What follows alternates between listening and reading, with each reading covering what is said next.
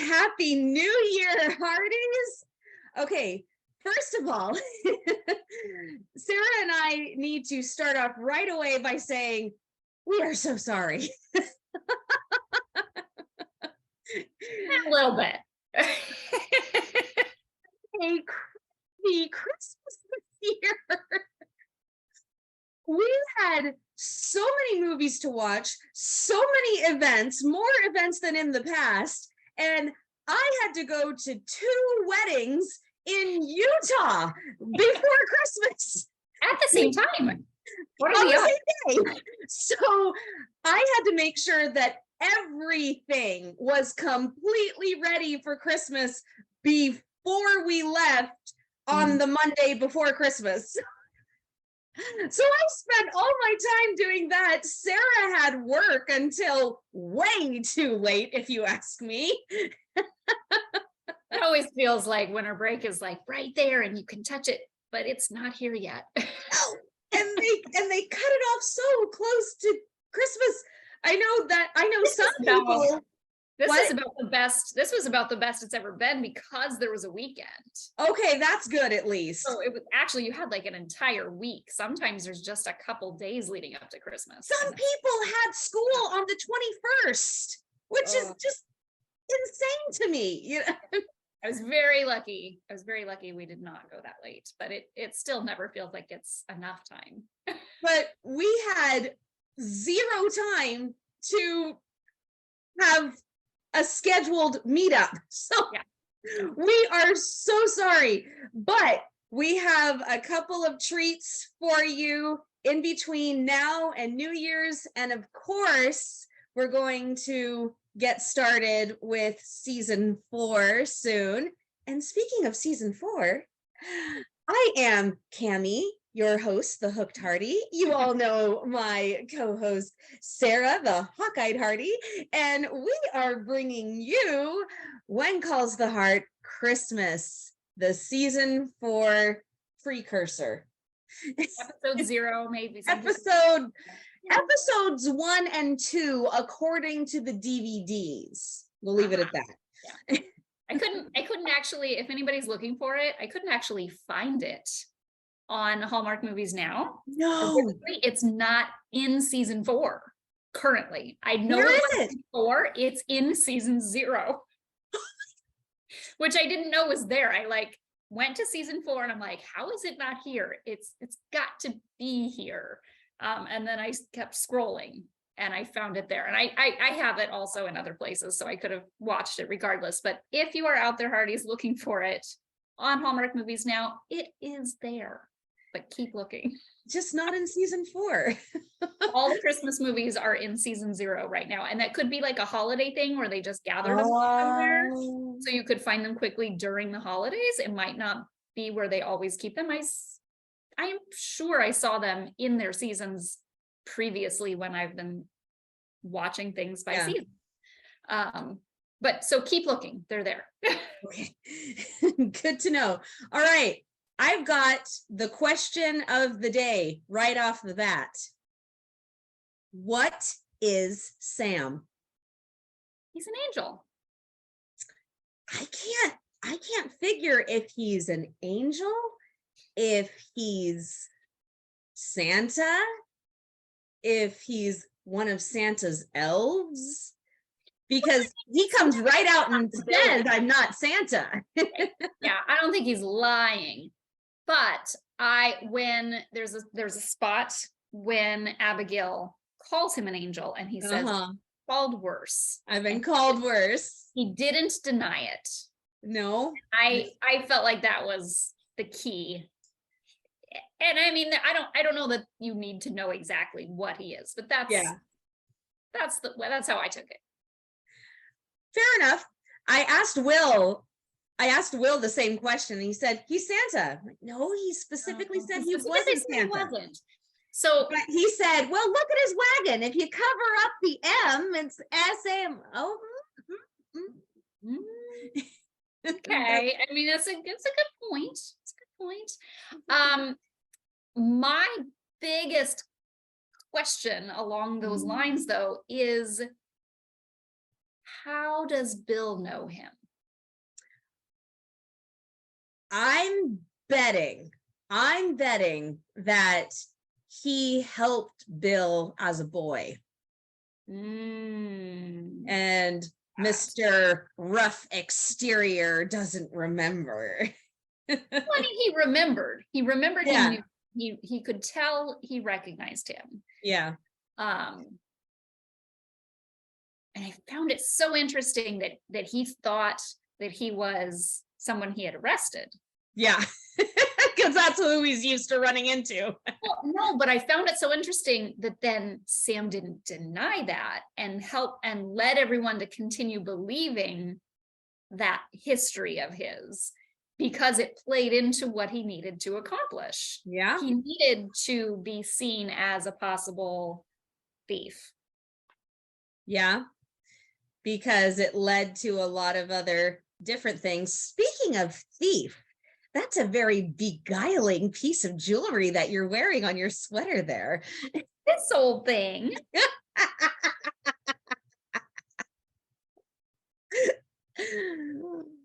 Had it for years. It's true, you have. It's true. And I was quite surprised and delighted when I received it from you, Cammie. Now, everybody, I gave this to her at a much more appropriate time of year, her birthday, which is in October, which is when spider jewelry is a bit more kosher. But it's green and it matches my Hallmark Channel #1 fan Christmas sweater. I love that. And so, I mean, it's very fitting and timely because of the lovely Christmas gift that Rosemary receives. Oh gosh. Almost doesn't receive. I forgot how much I love that scene. Not even that scene. That's the scene I remember loving, but I forgot all the little scenes leading up to it. Her saying she's going to go and reorganize Lee's closet the day after they've moved in to the house, because that's how often you reorganize things. Oh my gosh, it's probably been a year since I reorganized my closet. Yeah, I don't even want to think about it for me.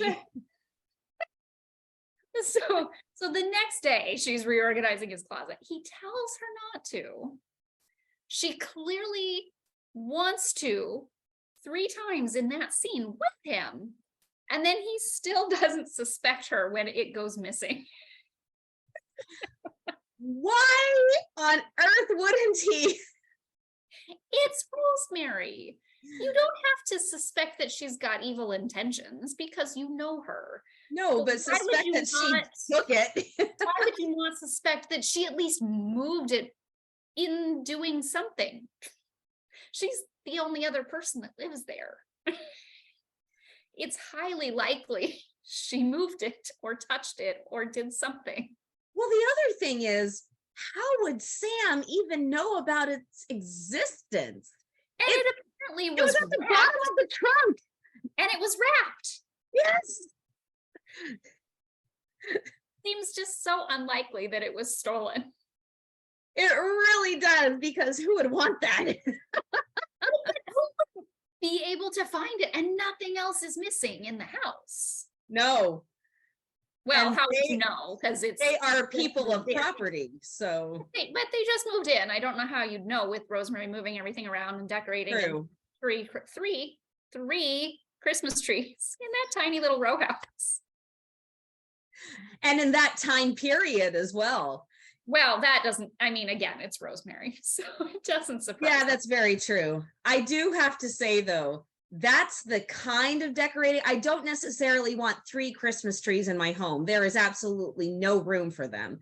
But that's the kind of decorating that I would love to do. But I just don't have the time. Well, you know what was hitting me during this is every single building and home that they showed had the greenery over every doorway and over every window. And I'm like, wow, that's a lot. it looked lovely, but I was just trying to imagine that. There's a lot of windows in my home, and I just can't imagine putting it over everyone. And like, would you have to like nail it up? I mean, probably. I mean, I'm sure they did, because they didn't have like all the conventions that we have now, but yeah. But you know, the other thing that you do is you leave the nails up there, and so then you just hang it on there year after year. Yeah. You know the thing that kept running through my brain. What's that? Especially when Rosemary was trying to justify her actions to Jack. Is I wanted Jack so badly to say, Mrs. Coulter, you owe me $10. You know, what I thought was also hilarious is I love Florence's position in all of this. It was beguiling, perfect for her personality and her. The only thing I thought was a little odd was that she really would have worn that in the first place herself. A dragonfly pendant seems much more Florence than a giant spider. Which was like, I want to say like 3 times the size of mine. Like it was that thing. Like, I mean, like, this looks like a pin. It looks like something like a piece of jewelry. The thing that she had on was like massive, crawling up her shoulder. right? Anyway, are you sure it didn't crawl away? What was surprising to me also, though, was that there was no thought in this tiny little town that this was going to get figured out, that Florence wouldn't ask Elizabeth how she liked the brooch later that Jack bought for her, or that Rosemary was okay selling it to the peddler, knowing that then someone else in town might get it and wear it out and Lee would see it. Lee would see it. Like, I mean, there were just many little factors where I'm like, nobody ever thought this might get figured out. Now, Rosemary heard that Jack had arrested Sam for the theft of the brooch. Right. But apparently Lee never heard that, because he just saw it show back up and was okay with that. It slipped behind the lining. Now, if it's me and I lost something and I searched and searched and searched the entire house and it was gone, I'm not going to go back and look later in the same spot that I left it originally. He was probably digging for something else. That's my guess. 3 times. So it does seem a little odd that Jack's like, put it right back where you found it. I would have said, like, say, oh my goodness, look what I just found on the floor behind our trunk. Is this something of yours, Lee? Yes, that's a good idea right there. I would have pretended to find it somewhere else. Like, oh, you must have dropped this, or, I mean, something. Which leads me to another point of the story, and I'm sure we'll get to it more in detail, but I just want to compare. There's another point of the story where somebody just finds something miraculously right at the correct moment that could on the tree. If you were going to invite somebody to something that's a surprise that is very timely and they need to get that invitation right at the exact correct moment, and they're exhausted after having been up for like 48 hours straight, putting a gigantic gathering together for an entire city, and it's late at night and they think this is finally their chance to rest. Maybe not the best time to surprise them with something. I would have put it right on her door. Yes. Or probably not putting a very plain, tiny envelope on a tree across the room, not in the direction of her bedroom where she's going to sleep for 16 hours straight. Deservedly. I probably would have gone about that slightly differently, or had it hand delivered by Jesse, since he's helping out. Yeah, the guy with the really unruly hair. I knew you were going to bring that up the second I said his name. It is his probably worst hair episode, I think, probably ever. Sorry, Aaron. Love ya. That hairstyle on him, he's too handsome. My only comfort is that he probably had it for another role. That's sure, that's my, and that actually brings me to my probably my favorite line in this whole episode. What is that? You're a very talented actress. And I like how that was like a nice reminder for her. Right. So, Sarah, that actually brings me to a question I want to ask you. What is it doesn't have to be the most, but what is a very memorable gift that you got this Christmas? Oh, okay. This Christmas, we're narrowing it down. Okay. Yes, I was like, all of a sudden I'm already trying to like go back in my mind. No. Like, this Christmas. Ooh, putting me on the spot. Okay. Or I'll even branch out to a very memorable gift that you gave this Christmas.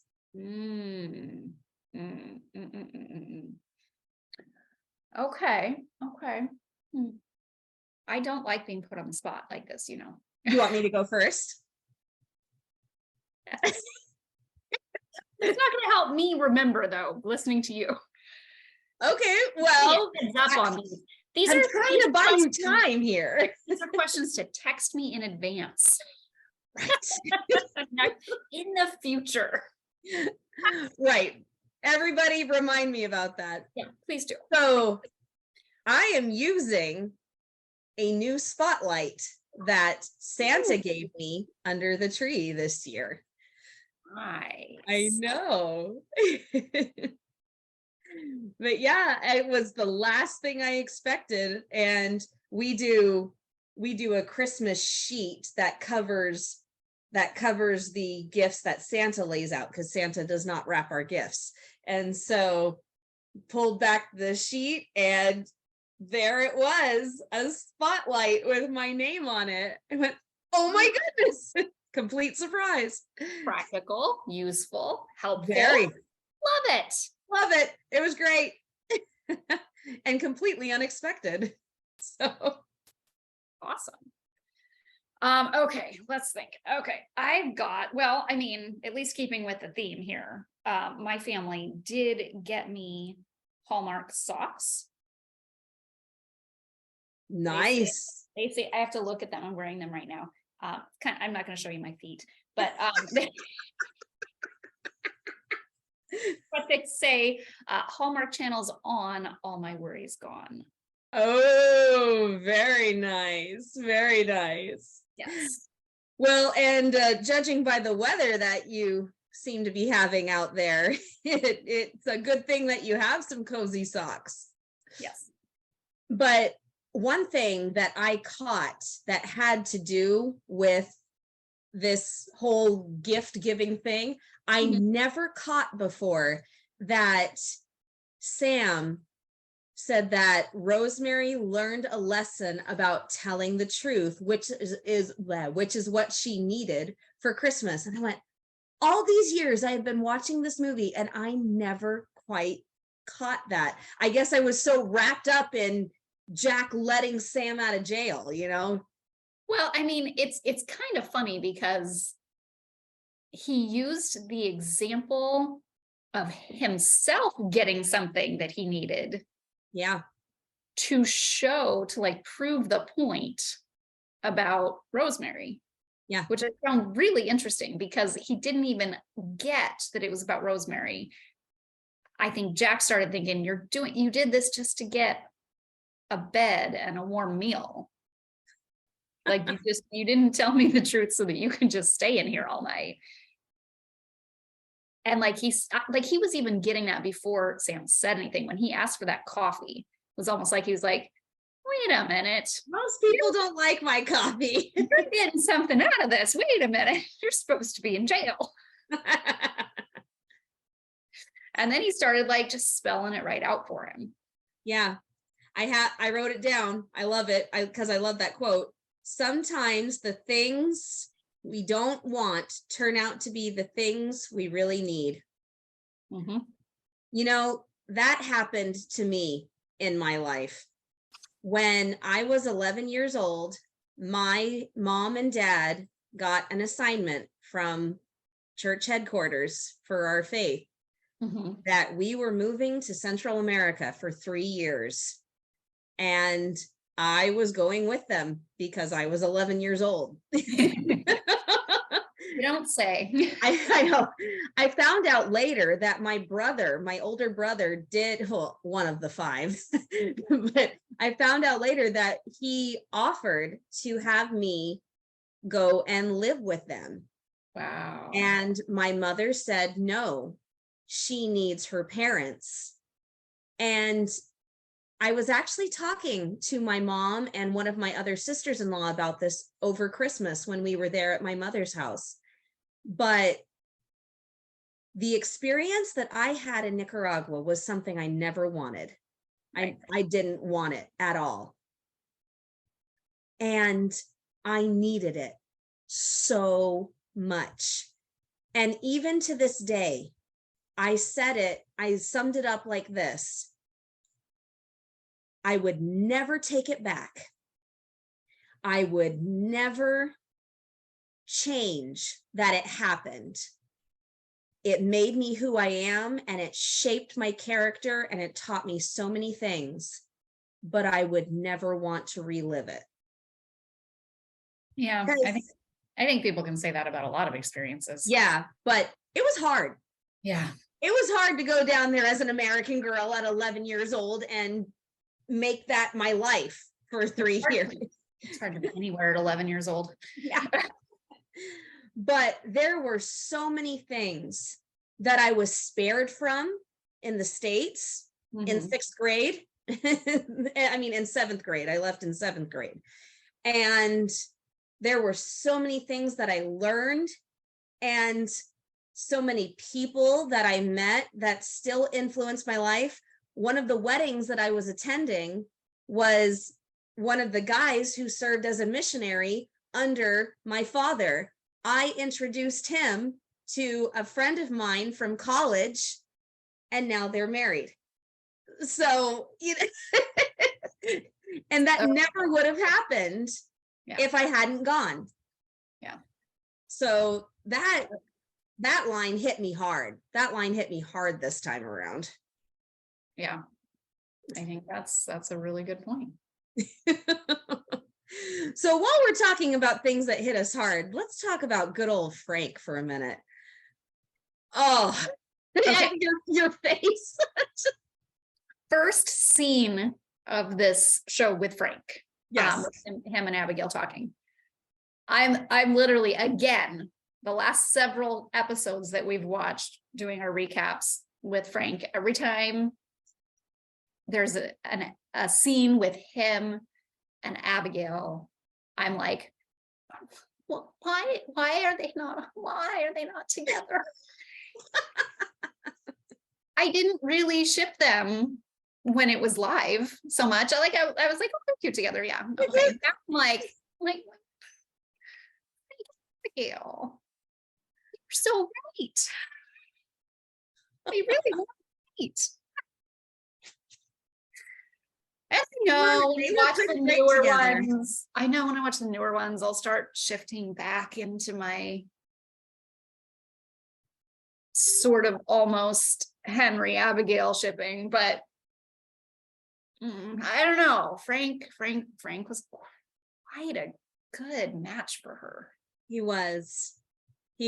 And Mark Humphrey, what was it? He was in a Christmas movie this year that yeah, he was in a couple, but I just watched one.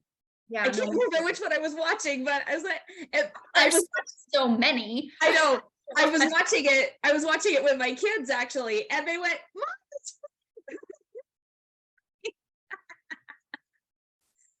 But this was really, I mean, we know why he took it to heart, but it was really, really touching to see how much Nancy and Harper meant to him and how much those two impacted him. And we know that it's because he watched their father and husband die right in front of him, and he even says it, he couldn't do anything about it. And that's been eating him up inside. And so he wants to do everything he can to make it a good Christmas for these two. And Nancy was not having it. She wasn't. She was having a really hard time. It's really, I mean, it's just really touching when you look at, you know, the what she has been going through here. They move out in the middle of nowhere in the frontier. They don't have a home. They're living out of a tent. Then there's the flood, and then there's the mine disaster. I mean, it's just the hardships that they had to deal with were incredibly tough. And she didn't have anybody. She didn't have any family. The closest person she had, it seems, was Wilma. Yeah. But you can't really tell how close they are. Obviously not very close if no one in the settlement had any idea where she might have gone. Yeah. So, you know, not like a really close friend that she talked to very much. And here she's lost her husband. She doesn't have anything, you know, she's not working. Mm-hmm. Who knows if there was any sort of compensation from that mining company for the widows. You know, you don't know. Yeah, it's true.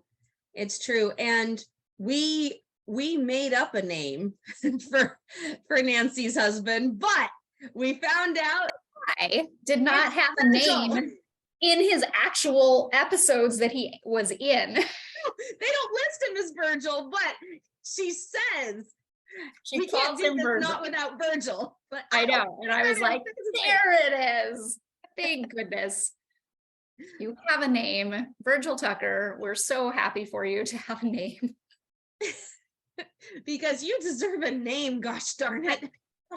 Like we said, this is the only character, and I believe through current season 9, the only character who's had an on-screen death. I believe you're right. Yeah. The more I've thought about it, the more I think you're right. I don't think anybody else has come that close. Mm-mm. I know that. So it's a happy, upbeat show. We're all like, why are there not more deaths? No. Yeah. So let's go to something just a tiny bit happier, but still let's stick with Frank for a minute. The Bible.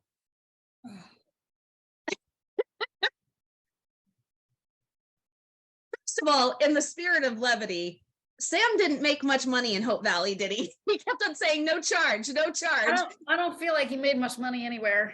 Probably not. And he kept talking people out of purchases. Yeah, he kept talking people out of purchases, and he kept on saying no charge, or that's not what you need. The one thing he actually received of value was Cody's baseball. And then he threw it away. And then he just like exploded it into the sky. It was gone. It was just poof, literally. But that sold that for a pretty penny. Oh, very much so. But poor Lee, his gifts he's giving away. He's just not no love for Lee's gifts. But when he gives Frank the Bible, and how it kind of reignites the desire to not give up, to go after Nancy and Harper, and how Sam says, "Good afternoon, Miss Yost." And I know that timing. That timing. Oh, that is what this episode, or these 2 episodes, if you will, that is what they are filled with. They have so many wonderful timings and so many awesome things to just pinpoint. And it's like reading a book. You find something different every time. And it was so beautiful to see all these beautifully little timed things that are these little timed jewels or gems, if you will, that you got to find, almost like digging into a Christmas stocking. Right. Yeah. Yeah.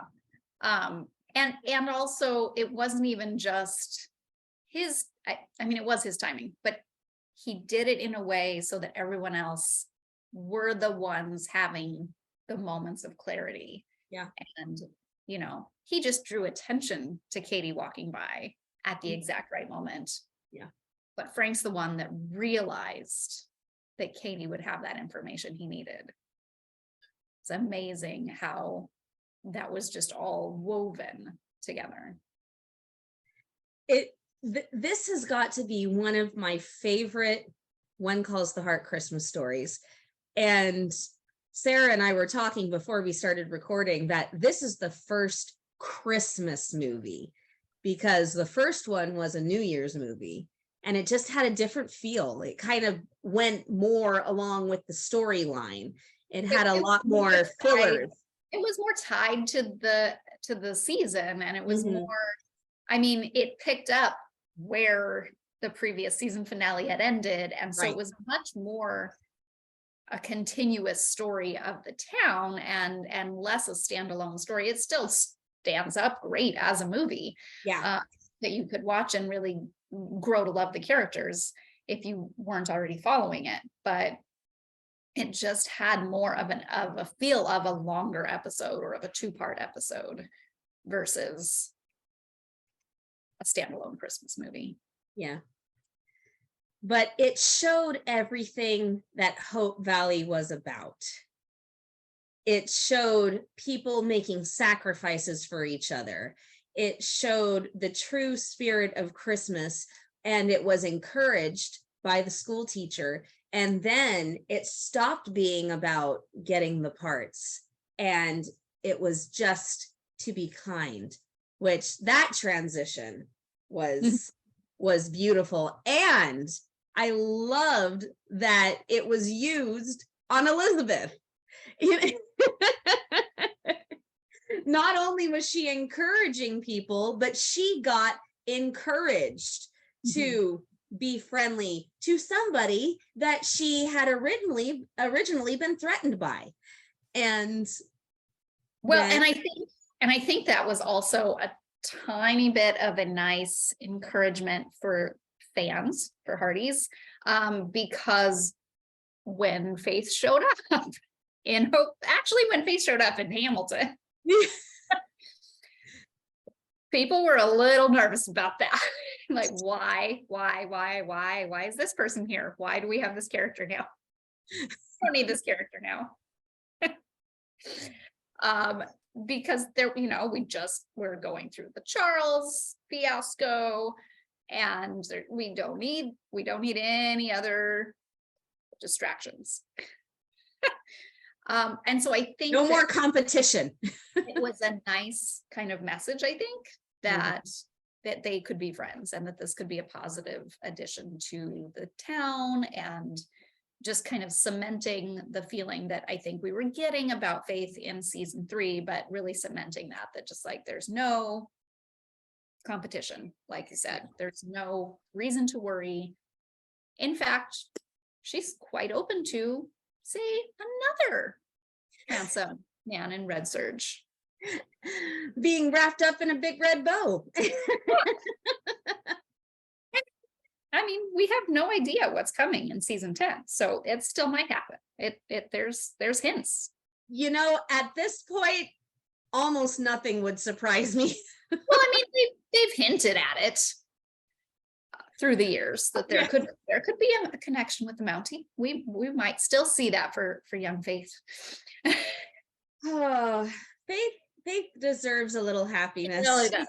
I'm not sure if that's my tossed number around. one. Not sure if that's my number one shipping for her, but I would not throw it out. You wouldn't be too disappointed if they found another Mountie for her. By that idea, no. I will say I am very disappointed that we did not get to see the actual Mountie ball and a whole bunch of Mounties in the formal dress. Okay. That would be nice to see. That was my one disappointment. I would have loved to see the actual Mountie ball. And since we're there, let's go there officially. Okay. Let's talk about our favorite two people for a minute.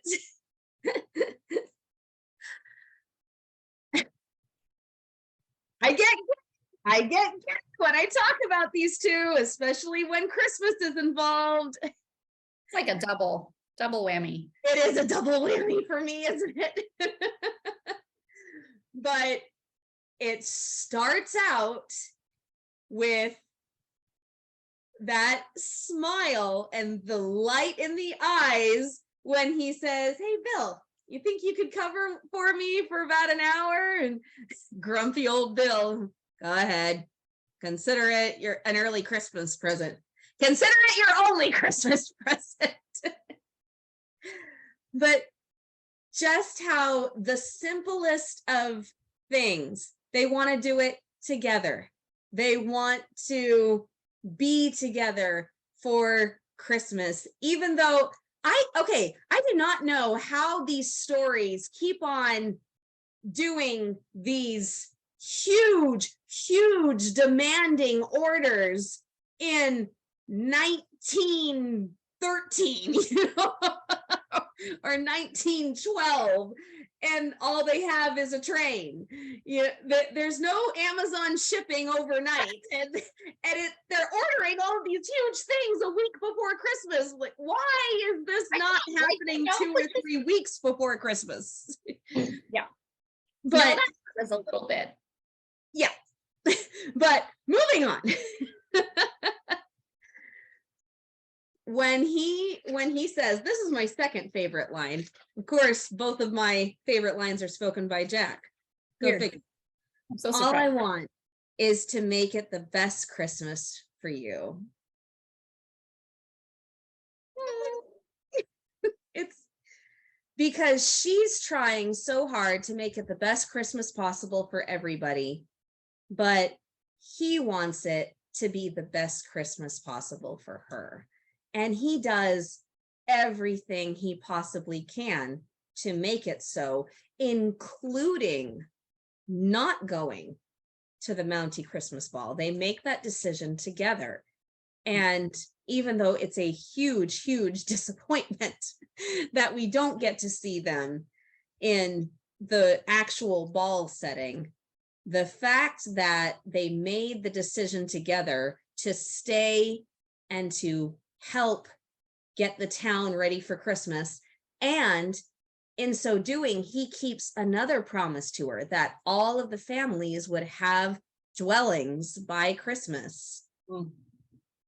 It's and let's be honest, that would not even happen in today's standards. Oh gosh, no. A whole construction crew with the way those places looked. But can I say, he's fallen from the ceiling. But can I say that I absolutely loved when he pushes Lee and Jesse out of the way, because number one, it's the same kind of thing that happened with Elizabeth. The mood is much more different. It's a little different. Well, slightly. Just slightly. But it also brings future events to a completely plausible place. Because that's the kind of guy that Jack is. And I absolutely love his whole sentiment in this entire thing, including how he makes a makeshift ball. And they both look so incredible. And we have, that dress and him and his, in his dress uniform. And the candles, we got Jack's signature candles. Well, I mean, technically this is the first candle. This is the first, yes. Right. So I think what they were doing, the producers and everybody, I think what Setting they the were stage, warming us up. yeah. They're like, let's give them some candles. So they think, oh, we've seen it all. And then, Right. then we'll put all the candles outside later. Really throw them off. Don't give it away. People have not seen that. There's only one teeny tiny problem as far as Jack and Elizabeth are concerned. He should have proposed. Okay, so 2 things about that scene. One is, come on. This is a man who almost was going to propose. So it's not like it's not on his mind. Back in, the end of season 2, he was going there to propose. He's definitely had it on his mind. They've made lots of comments to each other for now over a year. He almost died. In TV time. We know it's been over a year because we had New Year's and now it's Christmas. So we know it's been over a year. They've had all these comments to each other that are about marriage. It's clearly they're discussing it. And then you say you have a question and get down on one knee and don't make that connect. I know he dropped something, but whatever. Nobody gets down on one knee to pick something up. You just don't do that. That's not natural. Do you do that, Cammie, when you pick something up? Do you get down on one knee? I have done it before. Honest. I have. Let's not forget that the man almost died, and almost dying brings a lot of things into perspective, and you don't want to waste any more time. And you know that he does, because there's lots of like, it's almost like they wanted this to be a real standalone movie. Yeah, so they didn't want to bring anything else. Yeah, I know. Because then when they pick up, and we'll talk about this next podcast, but like when they pick up season 4, it's a lot more reflective on things that happened in season 3. And I'm like, it's a lot more. We just had 2 hours. You forget about all that reflecting during Christmas time because you were so busy. Yes, they forgot all about it because they were so focused on everybody else. One other thing with that scene, though, I love that he brought a box of his ornaments to her house. I love that. How cute is that? Bringing them together, another bonding moment. And can we talk about dancing in the street? Yeah, he knew how to waltz. He so knew how to waltz. What a boy. Oh, because he waltzed his way right into our hearts. Oh, did I say that out loud? Yeah, that was a good ploy, though. That was a dang good ploy. I don't know how to waltz. Going down on one knee, not a good ploy. No, that was saying that he doesn't know how to waltz. Perfectly good ploy. Perfectly good. Yeah. Oh yes. Tricking someone into dancing with you, not bad. Not a bad move. No. Especially when she says, "You're not paying attention." Now that's where you're wrong. Who could know that a woman being told she's wrong could be so romantic? That might be the only situation where that works. And it probably only works for Daniel Lissing. Not suggesting other men try this.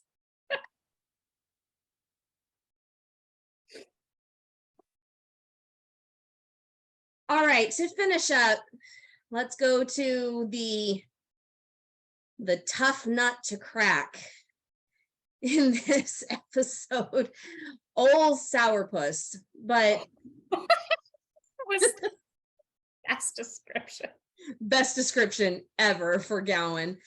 But before we do that, we do want to take a serious moment and acknowledge Martin's loss. So sad that he lost his wife this holiday season. And we want to extend our condolences and our thoughts and prayers, because it's never easy to lose a spouse, and it's doubly hard when it happens during the holiday season. So we are thinking of him and his family. And it's a lot easier to care about Martin than it is to care about Gowan in this one. Yeah, no, we haven't started liking Gowan yet. We have not started liking Gowan yet. I mean, even when Faith is trying to put him in the wheelchair, you need to save your strength. Yeah, well, you need to save your breath. I'm like, oh man.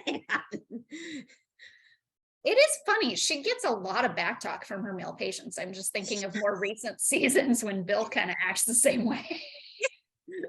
Bill is not a good patient. No. Yeah. We've got problems over here, guys. Listen to the medical professional. They are there for a reason.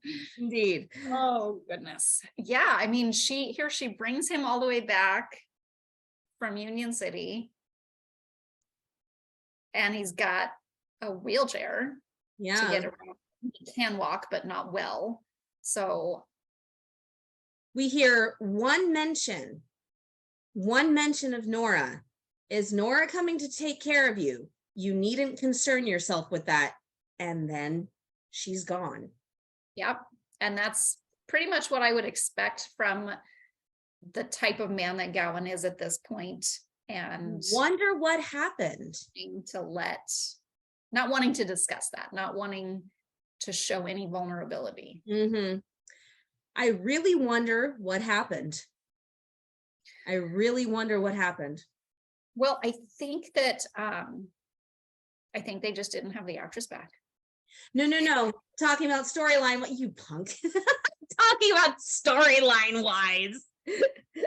I mean, I think that the character kind of served the purpose for what was needed at that point. So I think it was probably a conscious decision that they didn't need her the storyline, but do you think that she left? Nora. Yeah. If Nora left, or do you think Gowan pushed her away? Oh, totally. He pushed her away. Okay.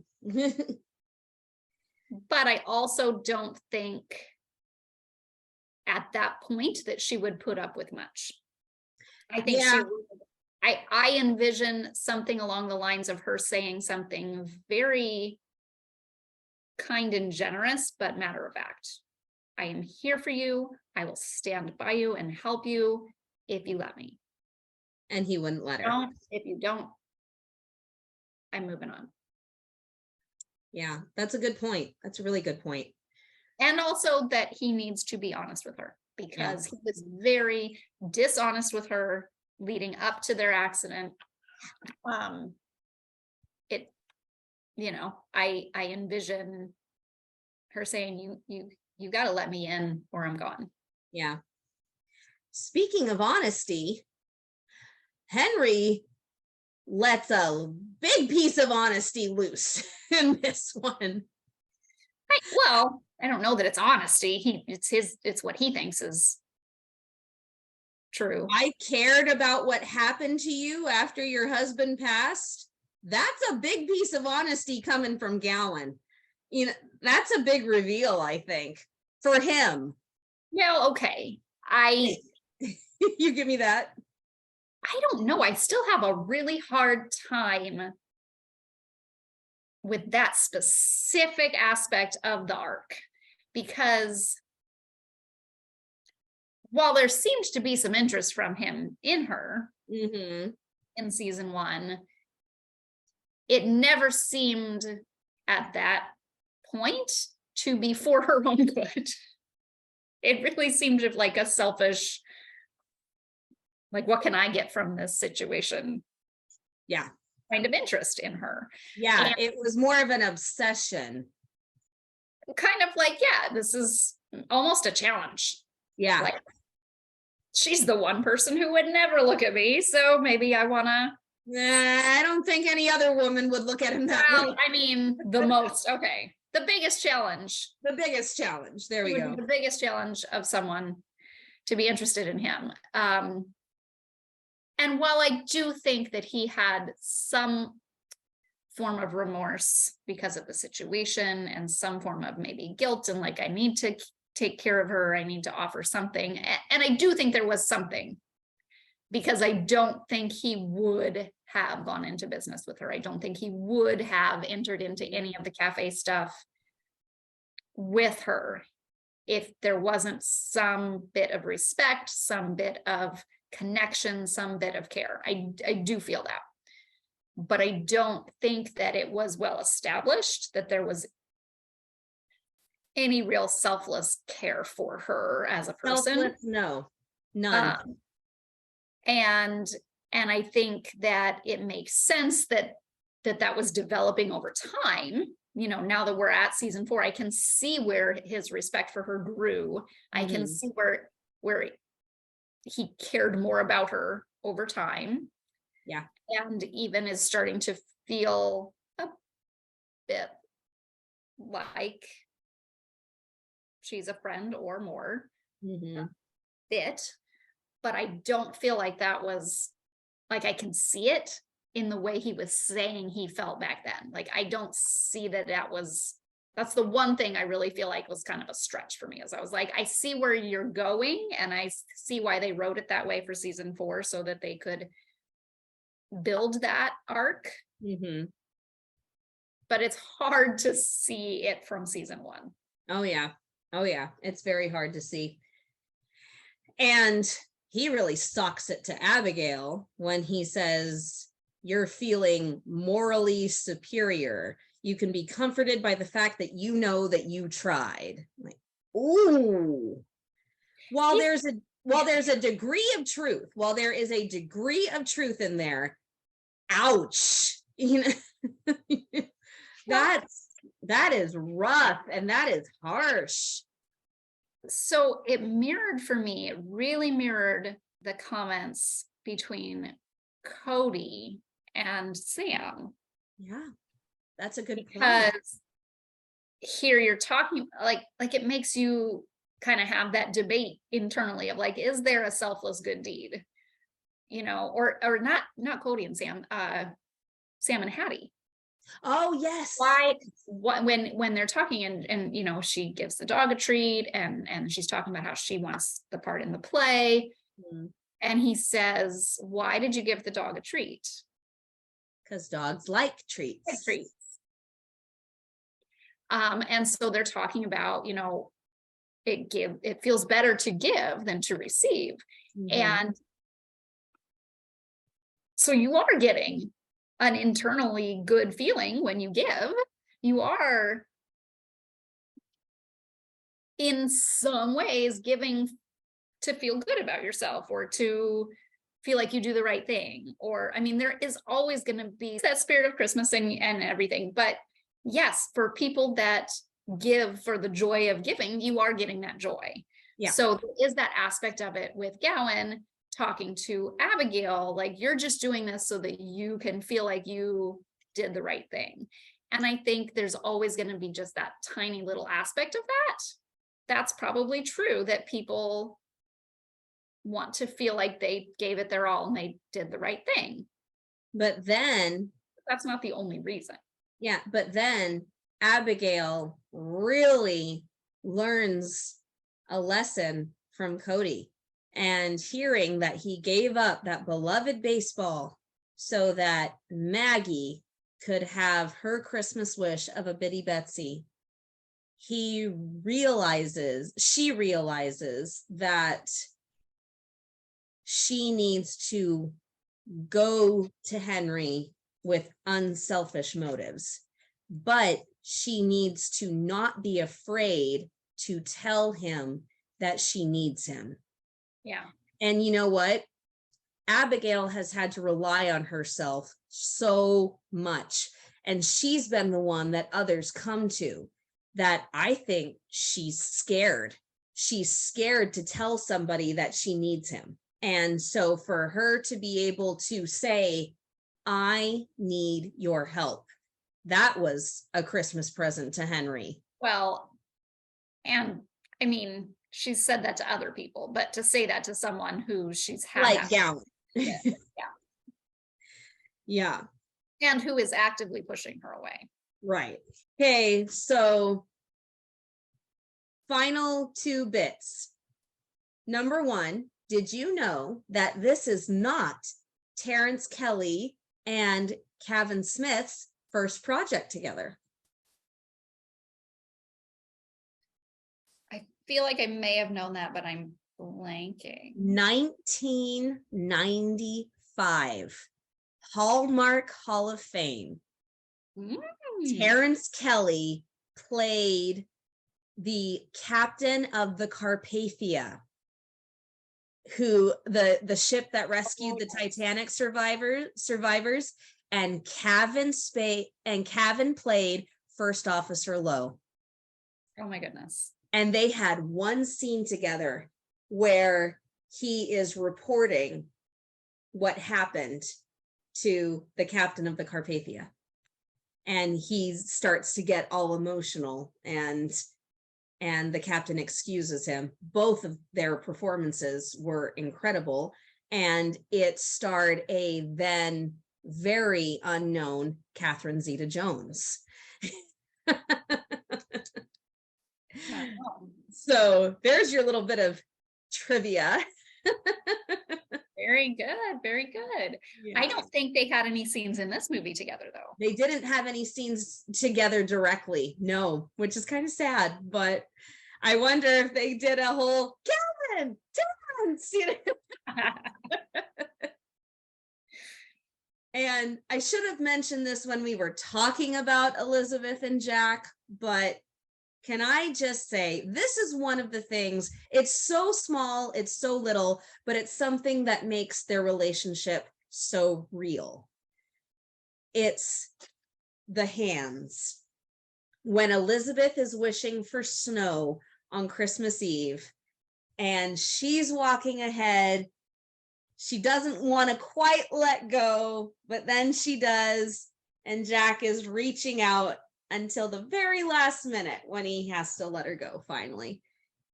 Yeah, no, that's very realistic. It's so sweet. It's so cute, and it's so real. That's one of the reasons why their relationship works, is they do those little tiny things on the screen that make it real, that fill in the gaps for us. And then Sam makes even her Christmas wish come true when he makes it snow. And then you've got the background music, and right, bang, and the tree lights up just like this one. It's a great ending. It's a fantastic ending. We just both want to sigh. It's one of those things, one of those films that just makes you want to at the end of it. Oh, goodness. All right, Hearties. Well, we will be back. We promise. We have now officially started our season 4 coverage. Yes. And we have a few other surprises before the holiday season is completed. So we will see you when we see you. Bye, Hearties. Bye, Hearties.